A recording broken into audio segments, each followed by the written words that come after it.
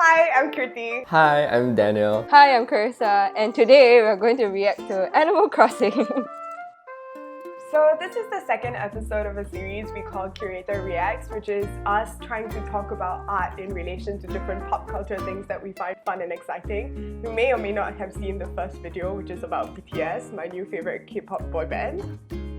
Okay, so Animal Crossing is like a life simulator game. So for reference, it's something like The Sims, but cuter. So apart from decorating your own getaway island, hanging out with your animal friends, you can also collect stuff for an hour called Blathers for a museum on your island. And how do you collect for the art section, right? By waiting for a shady looking fox called Jolly Red. So every time Red comes, he offers you both real and fake works of famous art. What you have to do is to play this mini game of visual analysis. Okay, come and see my island, guys. We'll start with the entrance of my island. I'm in her airport. It looks very cute. I know, right? Look at me. I'm so Carissa cute. I have a also little looks very flower. cute. Carissa, so do you own the whole island? No, I'm the island representative. So I get all the power to do things on the island. I single-handedly run the economy because I'm the only one that seems to be buying stuff. I also sell things. Well, Carissa, I think as a public figure, you are really overworked. Have you checked to get a pay raise in Animal Crossing? It's okay, I'm also the richest one there. Oh wow.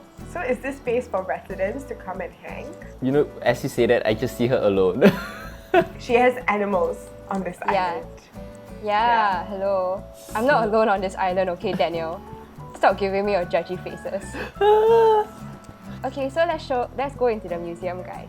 It's still so pretty. Ooh. Oh, wow. Wow, you have such pretty spaces. Oh my god, look at you running around. This reminds me of like Resort World's like Sea Aquarium. Right? Can't wait until Carissa catches a shark to put into her aquarium museum.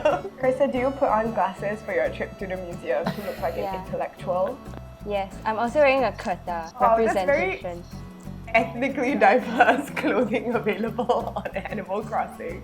Like there's kimonos as well. I finished the fossil section, so I have all of the fossils available. So you found all these fossils on the island? Yeah, it spawns like every day. What is up with this island? This island is like self-generating fossils. Okay, the last one, the insects one, guys. Oh my god, it's so pretty. But yeah. Wow, that's such a beautiful space. I guess I can understand why people want to spend loads of time lots of time on Animal Crossing. It's basically like the real world we cannot go see Yeah. right now. Yeah, like during the circuit breaker, Keith and I will visit each other's island, and then we'll go to the museum or run around each other's islands to have a date. It's so adorable. You mentioned that you get all this stuff from other people, right? So what kind of stuff can you buy? There are a few NPCs that come and sell you backpacks and shoes. Yeah, and then there's Jolly Red lah. So Jolly Red, the first time I met him, he was just hello, I have famous works of paintings to sell you. Can we go meet Red? Yes, we can go and meet Red. It really is very Really shady. looks shifty. Yeah, so Yeah. shady. The music really does sound shady. I don't know how they were able to encapsulate his shadiness. This is a shady space. But he's so cute, right? No, I wouldn't trust him. He's cute. Uh-uh. He's cute until you get sold a fake, you know. Yeah, it's true.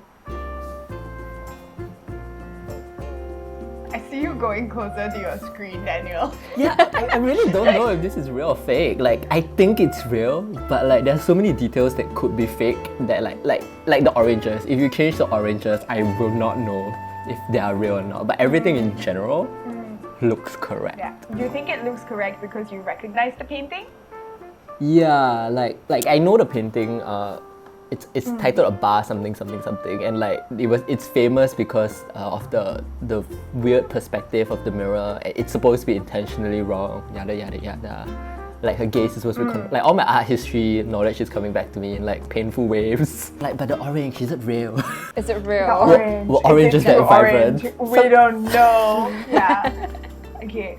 So then, real or fake? I'm gonna say real. The right side looks real enough for me. Ooh. Yeah. Okay, can I say that it was the artwork I recognized a lot because I do know the name even though I don't know how to pronounce this name. Actually, what helps you recognize his style? I think it's the brush strokes.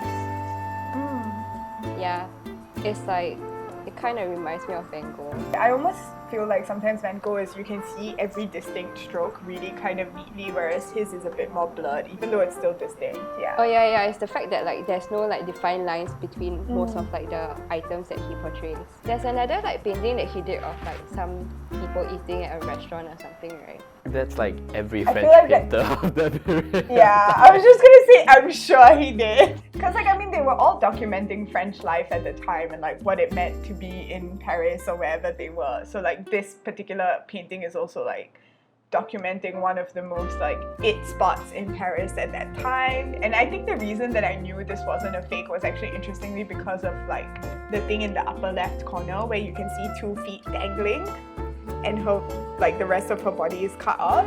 It's a trapeze dancer, and I think that if they wanted to con us, they could have just gotten rid of her. Oh my god, how do you even notice that? It's one of my favorite things about this painting. It's like everyone always talks about the central figure, but then after a while, everyone's like, you can kind of see the dynamism in the mirror, you can see the scene at the bar, because like, you're obviously looking at the barmaid, but behind the barmaid there's a mirror, and the mirror shows you the rest of the space. So it's also a really interesting kind of use of the canvas. Yeah. Question, Kurt, is that man Monet? Well, I think you can think maybe it could be him, but nobody says that's the only way to read it or that's how he wrote into the painting. What I remember more is actually how people were saying that in theory, based on the composition, you are technically occupying the position of the man. So the man could also just be you, the viewer, but the composition is off. Like, the way you're looking at her, right, is not the way technically you would be documented if you were genuinely there and like being seen in the mirror. So there's something weird about it. But I don't remember anyone saying it was Manet himself. Next one, the famous painting. Very famous. This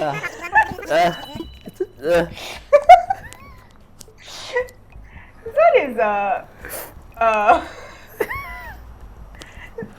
this reaction indicates So fake! She has makeup, she has eyebrows. Leonardo rolling in his grave. Yeah, it's like someone took a Sharpie to the Mona Lisa's face. Like those arched brows. It's pointed. Yeah. You have to admit, like she went to Brauhaus or something. Like pointed. Maybe this is the Mona Lisa brought modern when she could do eyebrow embroidery. Oh my god. And the squint is really awkward as well. Like, she looks angry, not like the kind of calm, like impenetrable gaze that she's usually described to have. Like, this is not impenetrable. Okay, next. I can't believe you can't get closer to the painting. I feel like it's not good. Animal Crossing tried their best. Then real or fake? I think fake. I think, yeah, there's no seal at all. I'm trying to like look for it. It's that Chinese thing where like the painters stamp them and they usually put the seal with like a soliloquy or like some kind of poem that like tries to... Soliloquy? Is that what it's called? I hope I'm not wrong. Like you know, like soliloquy. A nice... But it's not a soliloquy because that's a theatre word. I'm just here to tell you that. Can you just say poetry? 2 to 3 lines of poetry. 2 to 3 lines of poetry.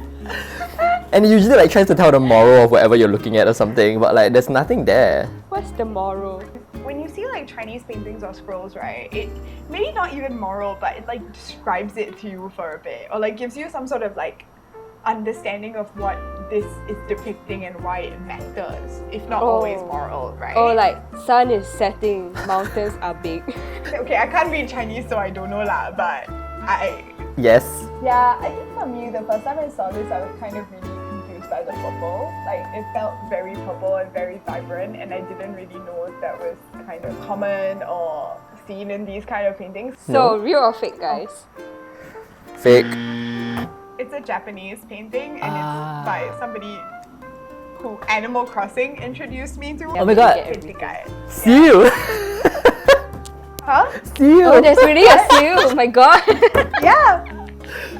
So that one, Daniel was very correct. Like the whole time I was like, he got that right. If not for the Chinese-Japanese thing. Yeah. And the purple! Oh, purple didn't even exist as a colour, right? then? It did, because a lot of fabric was dyed purple, so they definitely had the pigment. It's just how much it got used. Maybe like Because purple is for was a royal royalty. color. Yeah. Yeah, like I'm pretty. They actually had a lot of colors, but the colors won't stand out to you like that in the painting. But I think the one that struck me off in Animal Crossing was that it was off balance. I think Dan's point about balance is kind of really important, especially to works like this, because if one thing stands out and it's not the thing that you're drawing attention to, that can go quite bad. It's called Rooster and Hen with like hydrangeas, so the birds with the flowers. So the birds are obviously sort of given some sort of priority because they're also in the bottom half of the image, closer to the foreground. And if you look at the real painting, like everything kind of balances beautifully. You can see all the pieces of the puzzle coming into play. And there is a lot of sense of dynamism. So that was something that the Animal Crossing one also got pretty accurately, but it didn't play out as beautifully as the real painting does. What are the chickens doing? Are they mating, like doing a mating dance? No amount of art history degree can help me understand the animal world, so I don't know. I zoomed into some of the details because you can really see how beautifully it's illustrated. It's so close to like kind of, it looks really real, but there's still an element of like the artistic style, which is really nice. Yeah. Yeah, I think also because it's painted on a scroll, they are just like, it's Asian. How come Asians do things on scrolls and Westerners do things on canvases? I don't remember learning this. Daniel, do you have any guesses? Because I don't. I think it's just the way things develop. It's a technological thing. For the eastern side, they developed paper first, right? Whereas the western side, they developed cloth, linen, and hide. Oh. So conversely, when the painting came in, so if you have paper, you would create pigments that the paper can absorb. Whereas if you have linen, cotton, and hide, you would create pigments that those materials can absorb. That's why one tended more towards something more liquidy, one tended towards more like oil paint base. Yeah. Okay, next one. Okay. Academic painting. This is this is wrong. What? This is wrong. What? Think. How do you know? The coffee How mug you know? stain.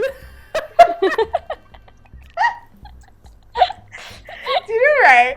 You're not gonna believe this, but the first time I saw it, I didn't even notice the coffee mug. I just thought the paper was old. Yeah, But for me I was just like, maybe he just needed his morning cup of tea or coffee, you know? How would you know? Also, okay, beyond the very obvious coffee stain, is he missing like 4 more limbs? The circle is elliptical, it's not like a perfect circle. The circle and the square here are like not in each other. The top circle clips into the text. I really gotta admit that this moment made me realize that I have never paid attention to this work. I have no idea what the sketch looks like. Okay, so real or fake? Big. So, sorry to reveal that half of this is wrong. Half of them, not all of them, right? Half of them. I mean, the only thing you got right was the coffee stain. That's like 10% Yeah, the of what I said. I mean... Yeah. But you were so critical, you were just like, everything is wrong about this. But it was just the coffee stain. Yeah. Oh my god. Yeah. Maybe what we can just do is if we scan down, you can see that the circle isn't in the square. There are 2 pairs of limbs that he's depicting. And also, if you look at the text where the circle overlaps with it, you can see that it does white it out, which I imagine must mean that maybe he drew it first and then wrote around it. I'm not sure. His handwriting is super neat though. So it's quite fascinating that all the things that we thought were sort of imperfections or maybe glitches that would indicate this is a fake piece are actually in the real piece itself. Actually, I don't understand why this thing is important. I know there was something to do with math, that's why I was so critical about the geometry, because I remember that this was used as an example to highlight like Da Vinci's scientific side as well. Yeah, it's a lot about interest in proportion. Like the proportions to the hand, to the length, and to the rest of the body, that is like I guess this is a precursor to the perfect ratio that we all talk about now. And so one of the interesting things is that because he has depicted like multiple limbs, right, you can also see the body holding various poses and forms. In the notes, he talks about how, according to Vitruvius, these are the measurements of the ideal body. So like 4 fingers equal 1 palm, 4 palms equal 1 foot, 6 palms make 1 cubit. I don't know what a cubit is. and 4 cubits equal to a man's height. I know that my legs are longer than my body, so I'm definitely not You're proportionate. not a square. But we also need to remember Da Vinci was prominent in the era of Enlightenment, which was kind of rejecting the state and embracing of science, right? Was the state religious? Yeah, the state was essentially the church back then. That's why Da Vinci had a lot of religious paintings, because they were the biggest commissioner of the art. I don't know if you can see from the text, right? He was so afraid of people reading his notes because he built war machines, right? That he wrote in reverse. Yeah, he has a lot of really strange things in his notes. There's a reason Da Vinci shows take place as much in science museums as they do in art museums, because he really had both aspects in his practice. I did this in post, I don't know, but if I'm not wrong, he diverted a river. Wow, that's what I do in Animal Crossing. I can See? divert rivers too. Connection! You're the Da Vinci of your own Animal Crossing island. Yeah! Okay, let's watch my favourite part, giving Blathers the painting. Oh, Blathers is an owl. That... It real! You see how happy he is? Okay, we can now go and see the painting in the gallery. Yay! Yay! Blathers loves his art, okay? He cares. Blathers care. Yeah, he Wow, cares. Carissa, you really gotta fill the museum up though. I know. So empty. Okay, so Daniel Kirti, so what do you think of the art in Animal Crossing? I think it's actually it's accurate in a way where it makes me rethink what the art is. Like, I mean, you saw me like shitting on the Vitruvian Man and suddenly like, oh, what? Everything is wrong but the coffee stain?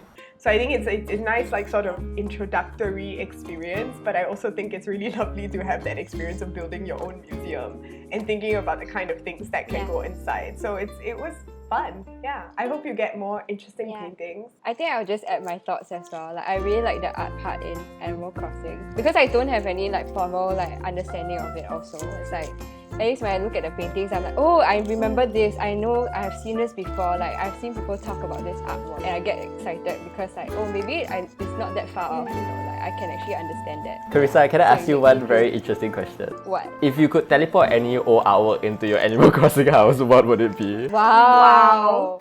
Oh my god. I know the artwork I'll put in already. Really? I don't know, you know. Chime in, guys. Comment down below. It will be Anthony Chin's giant ass boot. I'll have one room. I'll put it in my bedroom. Oh my god, that's so true. Oh my god, that would be so you great. can paint the room red and then the boot will be black and then it will be like the ideal experience for the boot. Yeah. But also for all the volunteers, please think about if you played Animal Crossing, what old artwork you would import into it and let us know in the comment section. It's very exciting. Yeah. Thank you for joining us. Okay. This was fun. Bye. This is a weird. Tell us what you want to see in the next episode and we'll get on it. Artist name is Manette. Manet. Oh. Sorry, I forgot. Isn't it Manet? Isn't he French? Do you not pronounce the T? Can I double check before we say anything? Annette. Mane. Manet. Prada. Soliloquy.